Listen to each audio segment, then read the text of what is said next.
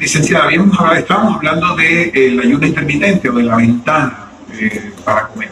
Damos un poquito más de luz en ese sentido y luego pues, vamos a tratar de ahondar un poquito en esa cosa, en ese ayuno intermitente. ¿Qué es lo que nos puede, cuáles son los beneficios? Sí, bueno, te hablábamos que es importante saber cómo romperlo. ¿Sí?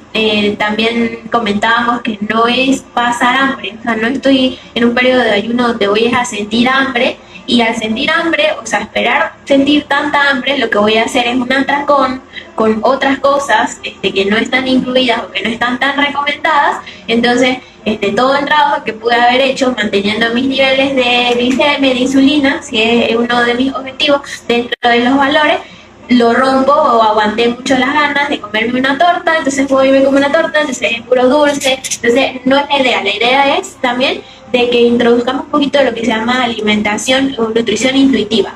Es aprender poco a poco a conocer nuestro cuerpo.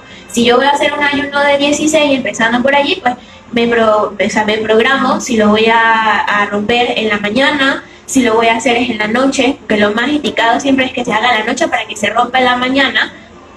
Y de esa forma, ¿cómo lo voy a romper primero? Entonces se recomienda que sea siempre con proteínas, con grasas saludables, con algo de vegetales, ¿sí? Y que no se incluyan tantos carbohidratos. Si es posible que no se incluyan los carbohidratos, hasta mejor, porque de esa forma no hago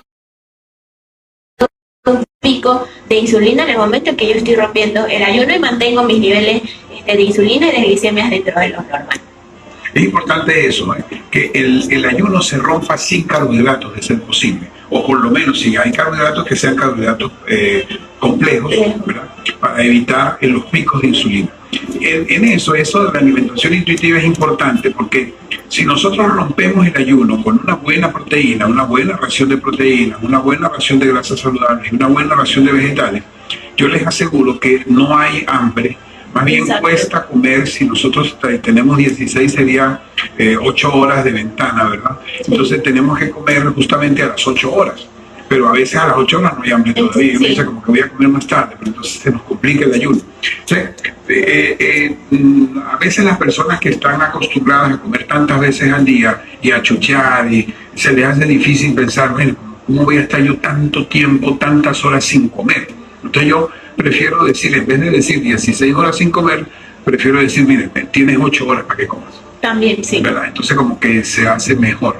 Y esas 8 horas, pues a veces se nos hacen cortas, porque cuando uno come bien, si uno come bien, nutritivo, uno no tiene tanta hambre. Exacto. Y eso que usted acaba de decir es fundamental, no estar con esa hambre todo el tiempo, porque eso no está bien. Uno tiene que obedecer al cuerpo. Bueno, no todo el tiempo, pero la mayoría de las veces obedece al cuerpo. No, cuando uno obedece al cuerpo tiene que tenerse una panadería. Por eso yo siempre digo que tenemos que crear conciencia en la alimentación y en la nutrición, crear conciencia. Bueno, vamos a hablar un poco, licenciada, de esos pacientes que están enfermos, esos pacientes que ya le llegan a usted con un diagnóstico.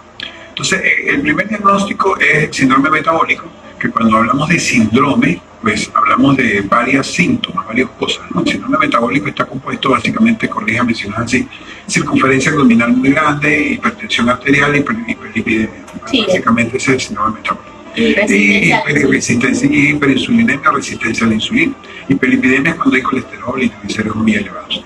Y al mismo tiempo, para abreviar, pues vamos a ver el síndrome metabólico y diabetes. ¿Cuáles serían entonces las recomendaciones para ese tipo de pacientes? Ya unas recomendaciones ya distintas, para que ya no es un paciente saludable, sino estamos hablando de los diabéticos. Sí, bueno, inclusive se creó el plato del que hablamos al inicio del programa, parte de una figura ilustrativa que se diseñó para educar a los pacientes con diabetes. Entonces, en realidad, cuando uno muestra el plato a un paciente ya con un diagnóstico de diabetes, es para que desde antes, ¿sí?, desde las generaciones más pequeñas, todos lleven la misma alimentación y de esa forma evitar llegar a ser diabéticos. Entonces, pero básicamente siempre nos vamos a lo mismo: alimentación equilibrada, que sea la mayoría vegetales, de buena calidad, que tenga proteínas importante también, aunque hay que tener una pequeña excepción cuando estamos con complicaciones.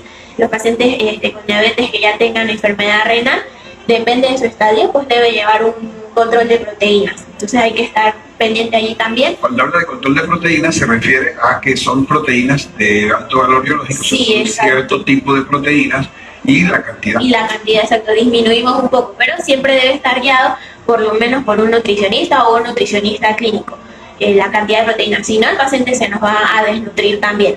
Y la cantidad de carbohidratos pues debe ser ajustada al tratamiento que le queramos dar, tomando en consideración que sean carbohidratos realmente nutritivos, que no sean refinados, que no sean simples como el azúcar o todo lo procesado que se utilice con ella. Y aparte de eso, siempre me gusta hablar de lo que es el índice y la carga glicémica. El índice es la cantidad de veces que puede subir la glicemia este tipo de carbohidratos.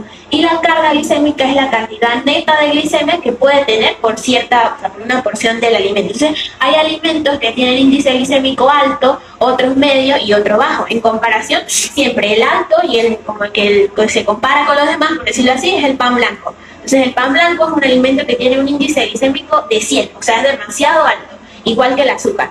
Entonces, si yo tengo diabetes y yo como pan blanco y aparte de eso no le coloco más nada, o sea, no tiene proteína, no tiene fibra, que es lo que me frena un poco, recordemos que hablábamos exacto del trencito, que es lo que me frena un poco eso, pues la glicemia va a ser un pico gigante, ¿sí? Y de ahí para abajo, por ejemplo, los carbohidratos con un índice glicémico mediano, hablaríamos de los que son los tubérculos con una cocción, porque el tipo de cocción también es muy importante, por eso la consulta de nutrición es larga, es muy larga, porque yo hablo del tipo de cocción, de cómo lo va a comer, de todo eso. Entonces, pero hablaríamos de un índice glicémico medio, por decir algo, el plátano pintón, ¿sí? Entraría allí. Y hablamos de un índice glicémico bajo, todos los vegetales. Entonces, también depende de los niveles de glicemia que yo tenga a diario en la mañana, yo puedo incorporar más carbohidratos desde el punto de vista de índice glicémico bajo, moderado o alto. Depende también de cómo esté mi control diario. Y la carga, pues depende también de qué cantidades de azúcar tenga por porción. Entonces, por lo general, hay una similitud que uno utiliza mucho, que es la patilla. La patilla es una fruta que tiene un índice glicémico alto, ¿sí? Porque yo la consumo y me puede elevar de una vez. O sea, la patilla es agua, es una fruta con mucha agua, pero que tiene fructosa. Pero si yo me voy a la carga glicémica, tiene una carga glicémica baja, porque en una porción pequeña ella me aporta menos carbohidratos. Pero ¿qué también me interesa a mí? No me interesa tanto que sea una poca porción de carbohidratos, sino la cantidad, o sea, la velocidad que puede generar ella de hacerme un pico de insulina. Que entre más picos de insulina yo tenga como paciente con diabetes, va a ser peor para mi control y para todas las complicaciones que genera la enfermedad. Interesante eso, ¿eh? Eso es importantísimo. Fíjense que ahí entramos en un punto o en un tema muy álgido, ¿no? Porque muchas veces los diabéticos pues, se basan en lo que obviamente sus médicos le dicen, pero se basan mucho en los medicamentos. Sí. Entonces, pues, se toman 3, 4 medicamentos y los que están hasta con insulina. Entonces, resulta que en la mañana se hacen una glicemia basal y tienen 85. Pero 85 y tienen 3 medicamentos de insulina. Entonces, realmente habría que ver qué pasa con ese paciente sin medicamentos y sin insulina. Tendría 600. Exacto. O más. Entonces, ¿qué concepto tiene usted, qué experiencia tiene usted en control de diabéticos única y exclusivamente con alimentación? Sí, tengo buena experiencia. Los que son disciplinados y obedientes, porque también existen las personas que, bueno, no son apegadas al tratamiento, entonces se complica un poquito el asunto. Pero realmente, si usted, como bien sabe, todas las guías dicen que dentro del primer tratamiento es el cambio de estilo de vida para cualquier patología, desde el punto de vista cardiovascular y metabólico. Entonces, si eso no genera ningún cambio al cabo de 6 meses, ahí es donde realmente entraría la terapia farmacológica, que a veces sucede al revés. Bueno, ya estamos trabajando en que eso no sea así, pero sí hay mucha, o sea, sí se ven buenos resultados cuando el paciente es apegado a las recomendaciones, inclusive de remisión, que eso es una de las cosas que también es importante. Que se cura. Sí, exacto. En las primeras, o sea, que no tenga tantas complicaciones, ¿no? Los primeros años, por decirlo así. No, es que eso quería hablar de eso, porque yo tengo mucha experiencia últimamente, ¿no? Desde que aprendí un poquito, ¿no? Porque no había aprendido muchas cosas. de pacientes. Lamentablemente me llegan muchos los casos que usted dice, ¿no? Que es contrario. Son pacientes que ya llegan medicados. Sí. Es muy raro la persona que tiene resistencia a la insulina o que tiene hiperinsulinemia o que está empezando con una diabetes que no tiene al menos metformina. Sí. ¿No? Al menos metformina. Sabemos que es nefrotóxico, sabemos un poco de cosas sobre la metformina, pero la seguimos usando. Entonces, a veces se hace difícil destetar, yo diría destetar, quitársela poco a poco los medicamentos. Y bueno, mira, el paciente que yo les hablé la vez pasada sobre que llegó porque se iba a hacer un bypass y yo lo induje a que no se lo hiciera y ha perdido cerca de 100 kilos. Bueno, ese señor tenía 5 medicamentos más 60 unidades de insulina y en este momento está tomando solo metformina y eso porque pues está medio curviadito, ¿no? en la cosa, pero sí se puede. Sí se puede.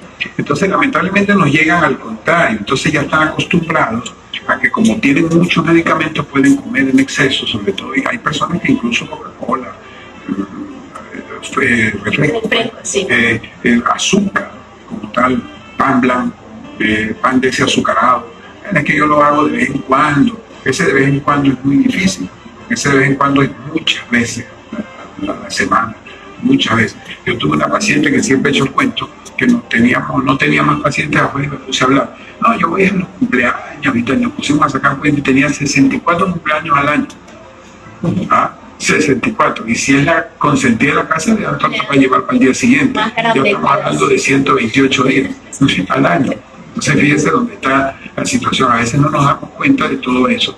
Y cuando el paciente diabético se ciñe a una alimentación adecuada, definitivamente revierte, sin necesidad de medicamentos. Eso es definitivo. ¿Qué experiencia con el paciente hipertenso, licenciado? Sí, muy parecida también. Hablaríamos de unas recomendaciones ajustadas a lo que es el plato, que tengan también una cantidad considerable de proteínas, de fibra, de vegetales, de carbohidratos complejos o integrales. Y algo que también se recomienda mucho para los pacientes es la famosa dieta mediterránea, pero para nosotros a veces es costoso estar comiendo solamente pescado de mar, frutos secos, aceitunas.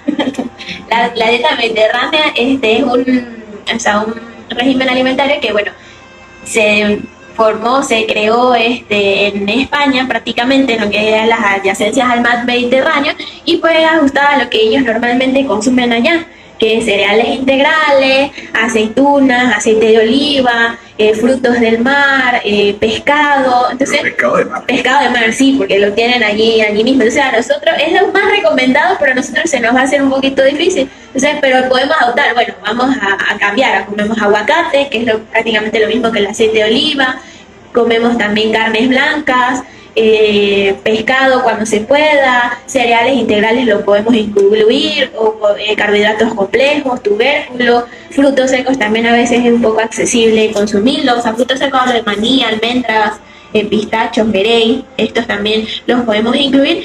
Y más allá de todo, que se habla mucho de que el paciente hipertenso debe comer sin sal, no es sin sal, ¿sí? Porque imagínense una alimentación, una dieta, como le dicen, sin sal, esto sabe, bueno, no sabe a nada en realidad, porque la sal es la vida de un plato.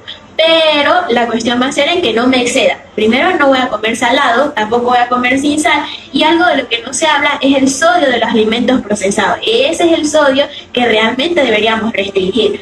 Si uno ve un jugo, un jugo de estos zumos naturales, zumos de estos de cajita, lo que le ponemos a los niñitos en la loncherita, ese para todos sus conservantes son a bases de sodio. Entonces está comiendo más sodio un niño en una loncherita de esta que el abuelito hipertenso al que le quitaron la sal de la comida. Otro alimento alto en sodio son los embutidos, algo muy frecuente que comemos acá: mortadela, jamón, salchicha.